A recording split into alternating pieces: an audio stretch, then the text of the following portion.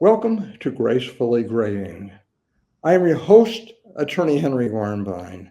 Today on Gracefully Graying, I am very pleased to welcome as our guest Rusty Rosman as she discusses her new book, Two Envelopes What You Want Your Loved Ones to Know When You Die, which is very, very important. So, without further ado, let me welcome Rusty to Gracefully Graying. Good morning, Henry. Good morning. It's a pleasure having you. First of all, Rusty, why don't you tell our viewers a little bit about your background? Well, I've done everything.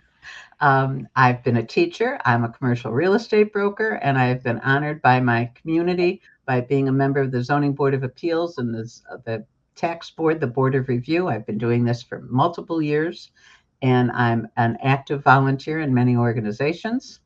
And I wrote this book because it was in the back of my mind for years and years the differences that my personal family had when our mother died. And by differences, I'm not saying arguments, I'm saying different approach to the same thing.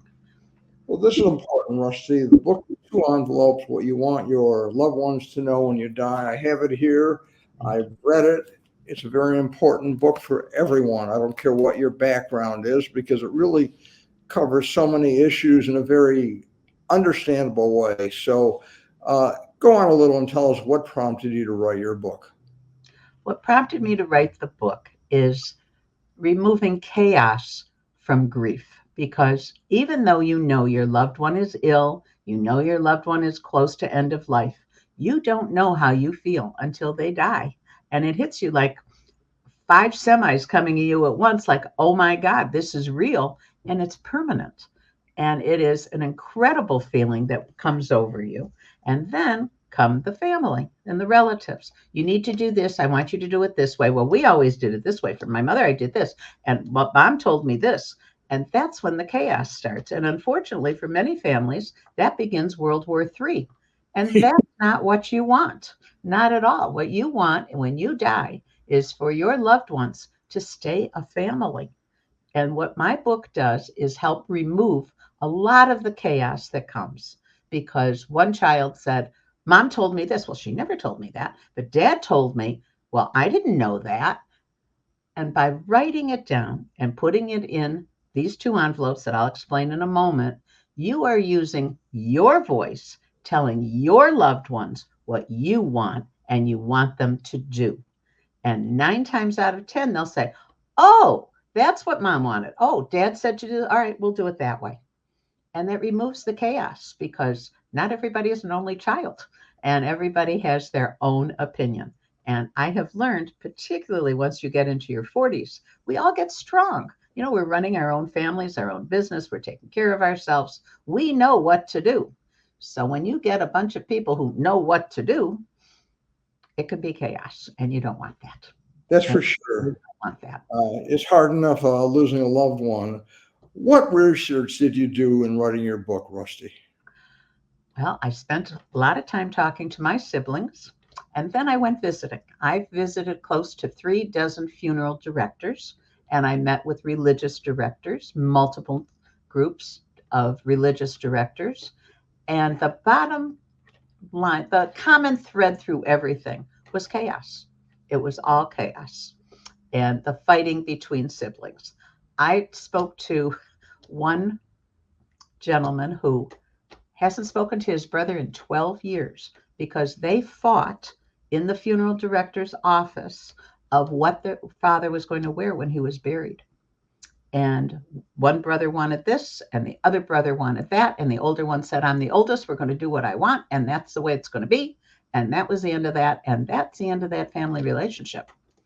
And that's not what you want. You No. work so hard as a parent to raise the kids that they all like each other, get along, and you know your children, you know who's going to fight with who, and you know all of that. But it breaks your heart to think your kids won't be a family afterwards. And that's the purpose of this book. That's an important reason. How did you come up with the title Two Envelopes? I'm glad you asked that. My mother, who knew she was quite ill, wrote to us and told me where to find the key to where it was locked up. And I said to her, that's great, Mom, but it's not fair for you just to tell me. I'm one of four. And I said, you have to tell everybody the same thing at the same time. So you're still there and that they won't argue with me because I was the kid who was local. Everybody else wasn't. And so we brought everybody together. We brought the out of towners in. And I do recommend this highly. We served lunch first because when you talk about difficult subjects, it's a whole lot easier on a full tummy. It really is. And I did put around 6 boxes of Kleenex. And my mother went through with my dad. They went through what was in that envelope and what they wanted and how they wanted it. And my mother never meant maybe. And we all knew that. And when the time came for me to take that key and unlock that drawer and take out her envelope, all of us knew what we were going to be doing. And we followed the directions that were in the envelope. But I broke it down to 2 envelopes because I want you to label the first envelope open immediately after I die, and the second one open immediately after the funeral. Because the first envelope you need ASAP. Now, these envelopes won't work for anybody if you don't tell your children where to find them. And it's totally up to you if you wish to share what's in the envelopes with the kids or not, with your loved ones or your funeral representative, because not everybody has family that they want to handle things. And I'm in the state of Michigan, and the state of Michigan does allow a funeral representative. So I strongly suggest that everybody check with legal advisor to see if a funeral representative is legal in your state. But it tells you, do you want to be buried? Do you want to be cremated? Are you a blended family? Where do you want to be buried? With the first spouse, the second spouse? And believe me, that is a huge contention in families. And Let me I digress. We're talking now about the purpose of envelope one, correct, Rusty? number one. If you're a veteran, put your veteran papers in there so you can have your honors. It doesn't do any good if you find them 6 months later, and the funeral's already been. It'll break somebody's heart that your loved one didn't get their honors. Envelope number 2 is all the things that you wish your loved one was sitting next to you. Say, well, Mom, where do I find this? Well, Mom, what do I do with that? And what should I do about this? Perfect example. You have automatic refills on your medication. What credit card do you have it on? Who do you have it with? Your kids don't know. You take care of all of that. The same thing with your pet. Who's your vet? Who's going to take your pet after you die? Where do you store your passwords? That's huge. What is your password to get into the computer? All of these kind of things. Well, how do you get into your telephone? All of these things are important for your kids to know, and you're not there to answer. So that's the kind of thing you put in envelope number 2, along with, if you so choose, a letter to your loved ones. Because this is going to be your voice telling your family how much you love them, and they will treasure that. They'll treasure that always. It's important. It's also got to be difficult. I mean, it sounds like there have to be some very difficult conversations with family members and learning about the purpose of envelope number 1, the purpose of envelope number 2, and just the letter to the loved one. And that's an envelope 2. So typically, how much information should be in each envelope? I mean, it seems like envelope number 1 can be relatively simple because you're just talking about burial and funeral and perhaps whether it's how the mourning period is to be handled. But envelope number 2 seems to be the one that's going to have most of the meat, for lack of a better word. I mean, what are your thoughts on that, Rusty? Well, in envelope number 1, the most important thing is that it is your choice. Do you want to be cremated or do you want to be buried? Have you made prearrangements? Your family may or may not know the answers to these things. So it's important you put that in envelope number 1. And if you've made prearrangements, where are they? And with so many kids not living near where their parents are, and how would they know? If your child lives in California, how do they know what you want? Because they're not there every day while you're talking about this, that, and the next thing. The most important thing for number 1, if you're a blended family, is to determine where do you want to be buried. I have heard hundreds of stories of kids fighting over where the person who died is buried because the first spouse had died and then they married the second spouse, but they lived together for 45 years. But they had already bought a plot with the first spouse that died. And where do you go? Where do you go? And the kids fight, and that's not what you want. So it's a conversation the two of you have to have. Envelope number 2, and I'll give you a perfect example. Assume that you're one of 4 kids, and there's a beautiful family heirloom that everybody knows doesn't have a lot of value, but you know it came from great grandma and grandma, and now your parents, and which kid gets it? Do you want them fighting over it? And it's a difficult, difficult thing, but put that on you. This way they're mad at you, not at each other. And I also said in the book, feel free to tell your children, if you don't want this, trade among yourselves, sell it, give it away, do what you want, give your family permission. And that's the other thing about taking away a lot of the guilt. Now, the timing, it seems like envelope number 2, timing is not critical. I mean, it's important because people want to move on, and especially if people are coming in from out of state or other countries for a funeral. But envelope number 1 is urgent. That's why I understand that. So I said, and I didn't give an envelope in my book on purpose, because everybody, either you want to write it, you want to type it, you have a lot, you have a little, you select the size envelope that works for you. And as time goes by, you may change the size because you want to put more things in it. But you mark number 1, open immediately, envelope number 1, open immediately after I die. And envelope number 2, open immediately after the funeral. And there's 2 things that you need to do. 1, tell all of your loved ones where to find the envelopes, because that's not any help if they can't. And number 2, know that what you are putting in your envelopes is not part of your will or your trust. That you do with an attorney. This is your personal thing. Your pet, your car, is it leased? Is it do you own it? Do you want it to go to a grandchild? Do you want them to sell it? It's those personal things that I'm talking about, like grandma's candlesticks, things like that. And the reason I say open immediately after the funeral is because everybody is still there, because a lot of people are going to go back where they came from. So it's important that they are part of it. And that's why I have it labeled like that. Rusty, you made another good point, and that is these envelopes are not to replace a formal estate plan, whether it's a will and trust, a power of attorney, special instructions with regard to medical issues. So it's like this is conjoint. It goes hand in hand. And it seems to me that the envelope 2 should also be in a place where you can find someone's estate plan, last will and testament, any trust. So it seems that those should all be together. Would that be your opinion as well, Rusty? No and yes, because think of it this way. As you get older and some people need help in the home, you really don't want to put your envelopes in a place where someone is going to say, oh, what's this? And open it up. You want to put it where only your loved ones will know where to look. A lot of people, and like my husband's a perfect example. He's always going into envelope number 2. Like he thought about this collection. Oh, I want to give this to this one. He just learned that through one of the airlines that when you die, you can assign your Sky Miles to a loved one. Oh, he didn't know that. So he went into envelope number 2 and said who he wanted to give it to. So he's always going into envelope number 2. But what you said first, Henry, is so important. This is not legal at all, at all. I have said throughout the book, check with your legal advisor, check with your financial advisor, but I'm not a lawyer and I am not an accountant. I'm not a CPA. That go to those people. And this does not, and right in the very beginning, this does not replace a will or a trust.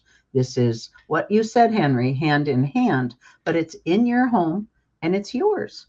And whatever you wish to say or do whenever you want to, you go into your envelopes and do so, because not everybody can sit down and fill them out all the first day. A lot of things you want to talk to your children about, you want to talk to your spouse about, you want to think about. And as circumstances go by, you may want to change a few things. So it's right there in your home. You know, Rusty, it seems to me that these envelopes are really roadmaps.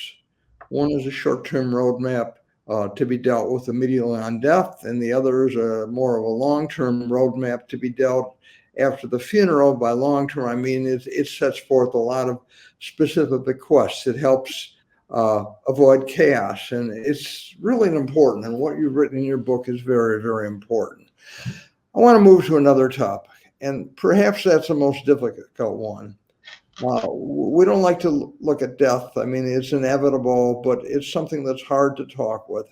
How difficult is it for families to discuss and deal with these issues that are set forth in envelopes 1 and 2? The very most common thing, the most common thing I hear, I don't want to talk about it. You're never going to die. I love you too much. You're never going to die. And all of us know that isn't true, but it's very, very emotional. And so many people do not want to discuss it. And that's the time when you use your mama voice and your daddy voice that you did when they were 5 years old. And you use that voice that I know you don't want to talk about this, but I do. So sit down and I need you to listen because this is important to me. And unfortunately, and I go back to the 40-year-olds, they know everything. This is the time that we have to stand up and say, you have to listen to what I'm telling you here. I need to talk about this, and you need to listen. You love me. I know you do. And so you have to give me your attention to this. And here's a box of Kleenex.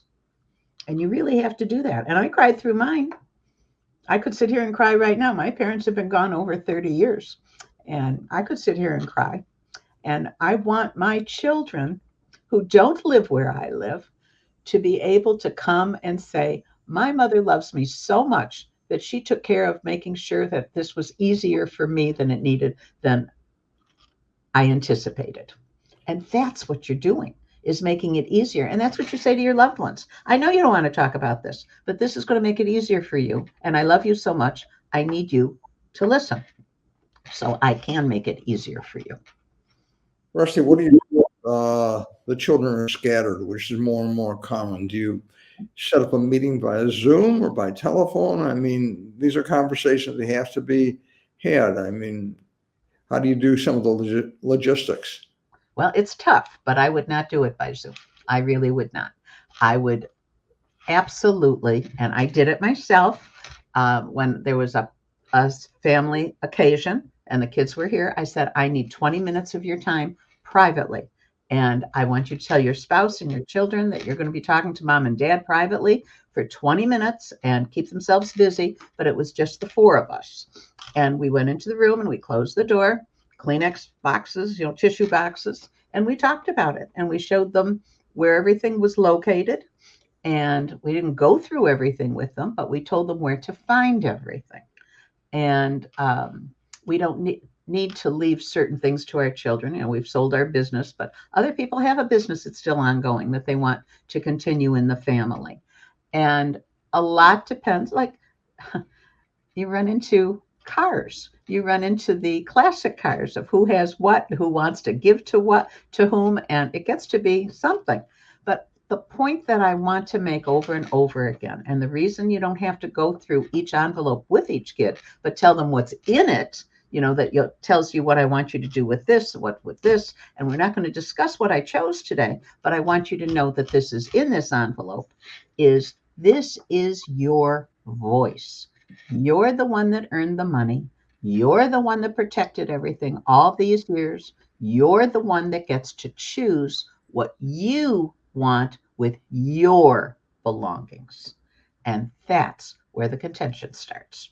So I urge everyone, and I do in my book, think about it. Talk about it with your spouse if you wish to, and choose what you want to happen with your belongings. And it's not easy. It's not. What do you do in a situation that's the reverse, where the parents are in denial and don't want to look at the eventuality, or maybe a parent suddenly is faced with an illness and is in denial? Do you have the children then having to take charge in those situations? I mean, well, that comes back to, Mom, I know that you want what you want and how you want it. So we need to talk about this. And if Mom says, I don't care, do what you want, Mom told you. That was her voice. So yeah, kids need to take charge if the parent won't do it. Perfect example. I have a neighbor. The kids don't live here. She died. He's here all by himself. And he said to them, do what you want. You decide what you want to do and that's what we'll do. And they didn't live here. And so they worked with the funeral director and made choices, but they had no idea if that's what their mother wanted. And to this moment, because we talked the other day, he's still sad that he didn't know what she wanted, so it could be the way she wanted it. And you think about that, like, oh, do what you want. It's fine. I'll be dead. I don't care. But the people who are left do care. Some do, some don't. But it's absolutely worth thinking and talking about. It really is. And it's not fun. It's not fun at all. And you cry a lot. I do. It's hard work. Absolutely. Now, you did a lot of legwork. You talked to a lot of funeral directors. I did. Different religions look at the ceremonies around death and dying from different perspectives. What are some of the takeaways that you found in talking to some of the directors of different religions?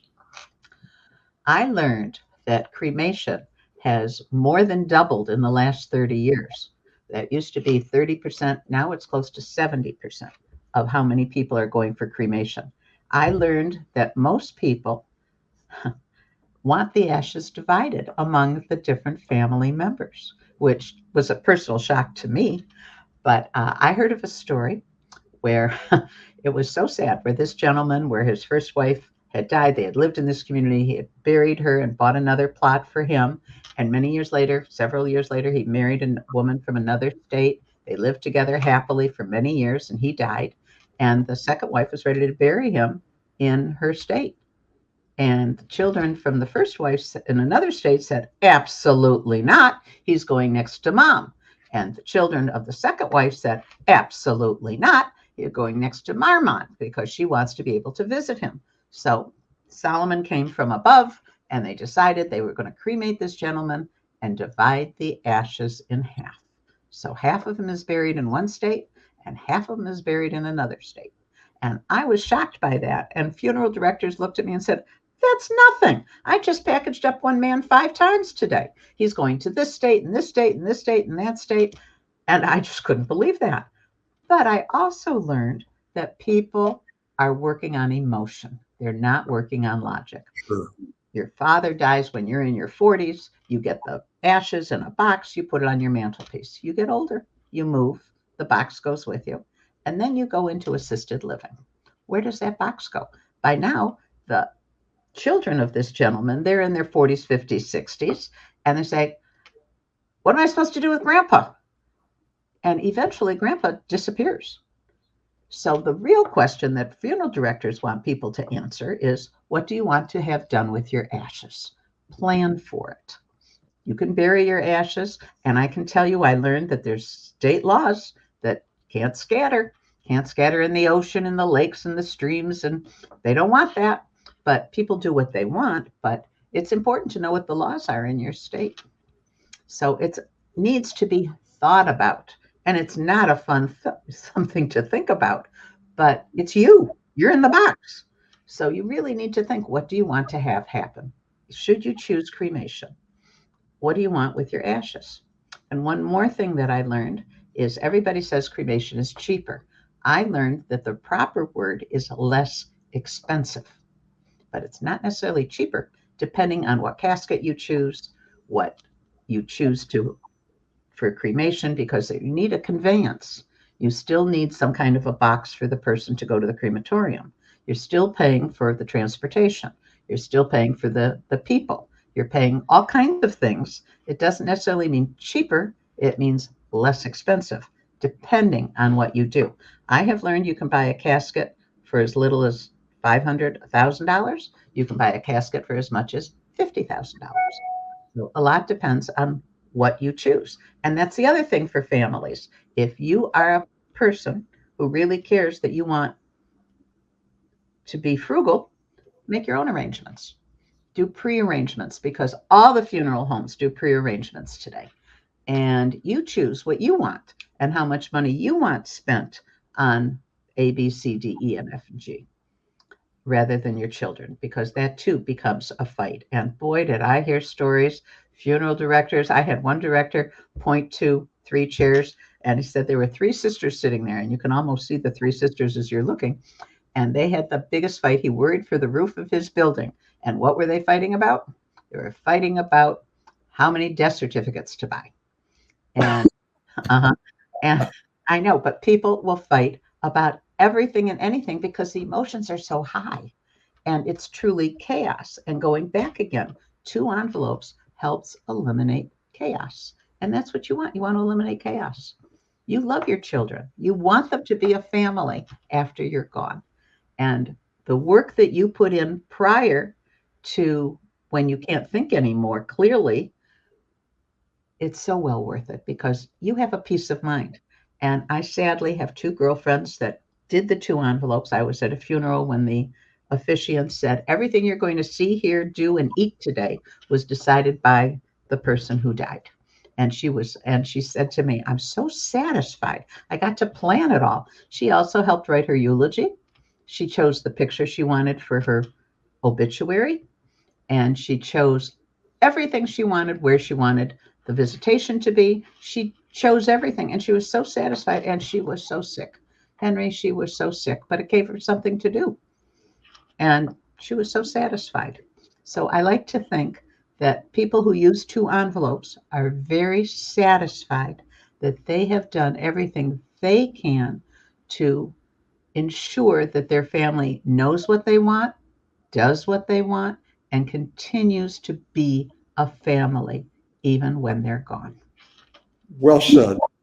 You know, it brings memories of my father who was cremated, and my parents used to spend many, many winters in Coronado off of San Diego, and his ashes were scattered in the Pacific by my uncle and I believe Riva, my stepmother. So again, this was what they wanted, and which is fine. You know, we're running out of time. I'd like to know what you want your readers to take away from your important book, number 1, and number 2, where can someone obtain 2 envelopes? What I want them to take away is this is your voice, your choice, and 9 times out of 10, it's going to be your money that's being spent on the funeral. So it should be your voice. And it's all done out of your love for your loved ones. And that's the other thing is write a letter to your loved ones and include it in envelope number 2. To answer where you can buy my book, you can buy it on Amazon.com, you can buy it on BarnesandNoble.com, and you can buy it on Walmart.com. And Rusty Rosman is spelled with 1 S in Rosman, and 2 envelopes is spelled TWO envelopes. So I thank you so much, Henry, for having me and giving me the opportunity to talk about 2 envelopes. And I wish all of your listeners peace of mind, because that's really what this book gives you. Rusty Rosman, thank you so much for being our guest on Gracefully Graying. I want to thank our viewers for watching Gracefully Graying, and of course our sponsors for making Gracefully Graying possible. And again, Rusty Rosman, author of 2 Envelopes, What You Want Your Loved Ones to Know When You Die. Thank you so much.